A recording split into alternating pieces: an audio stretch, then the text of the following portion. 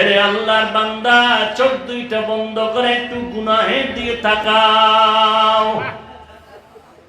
কোথায় গেল আমার সেই দিনের শিশুবেলার ইতিহাস? আমি দুনিয়াতে আসছি কত পবিত্র, আমার মা আমাকে কোলে নিয়ে কত আদর দিয়েছে, আমার আব্বা জান আমাকে কোলে নিয়ে আদর দিয়েছে, আমি প্রস্রাব করে দিয়েছি, কেউ কষ্ট পায় না, ঘৃণাও করে নাই। কিন্তু আমার সেই পবিত্র জীবন আমি এখন তাকায় দেখি গুনাহের কারণে নাপাক। চোখ দুইটা বন্ধ করে তাকায় দেখলাম জীবনে এমনও গুনাহ করেছি যেই গুনার খবর আমার মা বাবা জানলে লাথি মেরে তাড়ায় দিত।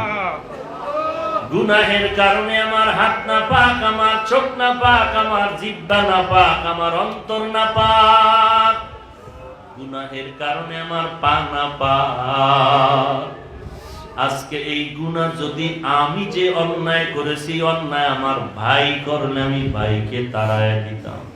আমি যে অপরাধ করেছি, অপরাধ যদি আমার আপন কেউ করতো তাড়ায় দিতাম।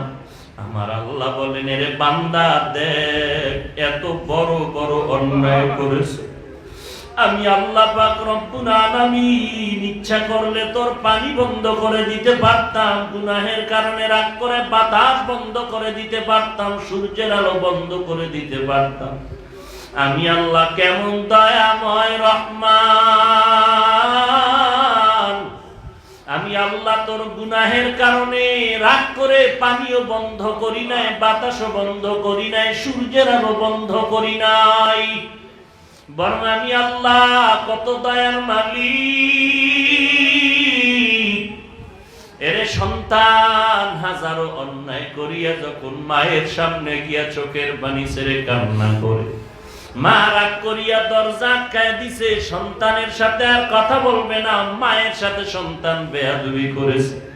সন্তান যখন বুঝতে পেরে দরজার কিনারায় গিয়া মা মা বলে চিল্লায়, মা বলে দরজা খুলবো না, ভেঙে যা। তখন সন্তান বিনয় বিনয় কান্না করে বলে, মা দরজা খুলো, আর অপরাধ করব না। এই কথা বলার পরে এমন কোন মা নাই যে দয়া না করিয়া দরজা খুলতে পারে না। সন্তানের কান্না এক পর্যায়ে মা দরজা খুলিয়া হাতটা বাড়ায় দিয়ে কয়, আয় আর কাঁদিস না রে বাবা, আর কান্না করিস না, তোরে আমি মাফ করে দিলাম। আল্লাহ পাক বলেন, রে বান্দা, ওই মায়ের থেকে আমি আল্লাহর মায়া কি কম? আমি আল্লাহর দেওয়া পানি, আমি আল্লাহর দেওয়া মাছ, আমি আল্লাহর দেওয়া বাতাস, আমি আল্লাহর দেওয়া সূর্যের আলো, আমি আল্লাহ তোরে নিঃশ্বাসটা বন্ধ করে দিলে তুই মরে যাবি। তোর ডানে বন্ধু মরে গেল এই করোনার পরিস্থিতিতে, কত বন্ধু বা হারায় আজকে পাগলের মতো কান্না করে, কত সন্তান মা বাবা হারায় কান্না করে। যেই বাবা এত আদর করে সন্তানের খোঁজ নিত, এমন একটা রাত্র নাই যেই রাত্রে বাবায় টেলিফোন করে সন্তানের খবর নেয়। যত রাত্র হইতো টেলিফোন করে বলতো, বাবা খাইছুনি, খানা খেয়েছো, তাড়াতাড়ি ঘুমায় পর, শরীরের অবস্থাটা কেমন। ওই বাবা হারায়া কত সন্তান ইতিমের মতো কান্না করে আর বলে, হুজুর আমার বাবা নাই। কত যুবক কান্না করে, আমার মা নাই। অন্ধকার কবরে আমি নিজ হাতে কবর খনন করিয়া বাবার লাশটা কবরে দাফন করে রেখেছি। আবার কত মা বাবায় সন্তান হারায় কান্না করে, আমার সন্তান নাই। আল্লাহ বলেন, রে গোলাম, আমি আল্লাহ এত অন্যায় তুই করেছো, তারপর আমি আল্লাহ রাগ করিয়া তোরে এখনো দুনিয়া থেকে নেই নাই। এই মুসিবত দিয়া তোরে নতুন করে তওবার সুযোগ দিলাম। এরে বান্দা, পাহাড় সম পরিমাণ যদি গুনাহ করো তওবা কর। এলাকার মানুষ চেয়ারম্যান বলে ডাকে, সম্মান করে মিম্বর বলে ডাকে।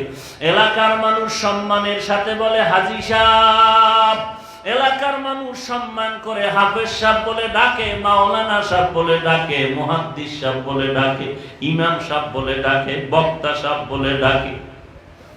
কিন্তু একবারও কি তুই চোখ দুইটা বন্ধ করে দেখছো নাকি আমি আল্লাহর কাছে তুই কি পরিমাণ সম্মানিত হতে পেরেছ? এলাকার মানুষ যদি তোরে এত সম্মান করে চেয়ার আগায় দেয়, সবাই দেখলেই সালাম দেয়, দাঁড়ায় যায়, চেয়ার আগায় দেয়, কিন্তু আমি আল্লাহ তো জানি তুই কি পরিমাণ অপরাধ করেছ আমি আল্লাহর কাছে। আমি আল্লাহ জানি তোর চোখ, তোর হাত, তোর অন্তরের কি হালাত। আমি আল্লাহর সাথে তুই এত নাফরমানি করেছ, আমি আল্লাহ যদি একটু রাগ করতাম, আমি আল্লাহ তোর ঘুমের ঘরে তোর জীবনটারে নিয়ে যাইতাম। আমি আল্লাহ এত অপরাধের পরেও তোর উপরে রাগ করি নাই, বরং আমি আল্লাহ প্রথম আসমানে এসে তোরে ডাকি, প্রথম আসমানে এসে তোরে ডাক দেই, আর কত ঘুমাবি, একটু সজাগ হয়ে যা। অতিও গভীর হয় রজনী যখন, নীরবের প্রভুর নাম জপিও তখন। প্রভুর করুণা যদি পাইবারে চাও, গভীর রাতে উঠে প্রভুর গুণগান গাও।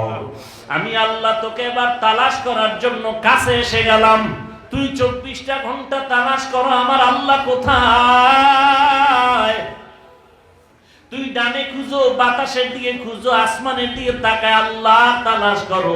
এরে বান্দা, রাতের গভীর যখন হয়ে যায়, ভোর রাত্রে আমি আল্লাহ নিজে তোকে খোঁজ নেওয়ার জন্য প্রথম আসমানে হাজির হয়ে যাই। ওই সময় যদি সব ঘুমায় গেছে, নীরব, তুই যদি মুহাব্বতে ওযু করিয়া যায় নামাজে বসিয়া একবার আল্লাহ বলে ডাক দাও আর চোখের পানিটা ফেলে দাও, আমি আল্লাহর জাতের উপরে কসম খেয়ে বলছি রে বাবা, যখন তুমি আল্লাহকে বলে আল্লাহ বলে ডাক দিবা, আমার আল্লাহ বলেন বান্দা তোর চোখের পানিটা গালের নিচে গড়ায়া যাওয়ার আগে তোর জীবনের সব গুনাহগুলো মাফ করে দিব। আয় বেরাদার দূরে বাসা জিয়ারে বদ, ইয়ারে বদ বদ তর বুয়া দজ মারে বদ তন হাতরা বর জানাত, ইয়ারে বদ বর জানে ইমানত সনাত, ইয়ারে বদ আ রদ তোরা সোয়ে জাহিম, ইয়ারে নেকু গিরতায়া বিনাইম।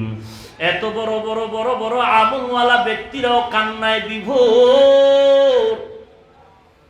এমন একজন আল্লাহওয়ালা জমিনের মধ্যে পাবেন না যার জীবনে কান্না নাই, বরং জীবনের অধিকাংশ সময়টা শুধু কান্নার আওয়াজ। সাহাবায়ে কেরামদের মতো বড় আলেম, বড় বুজুর্গ, বড় আমলওয়ালা, বড় মুত্তাকি আর কেউ নাই, অথচ তাদের জিন্দেগিটা কান্নায় কান্নায় জীবনটা কাটায় দিলেন। সাহাবায়ে কেরাম নামাজে দাঁড়ায় দাঁড়ায় কান্না করতেছেন, সারা রাত নামাজে কাটায় দিয়েছেন।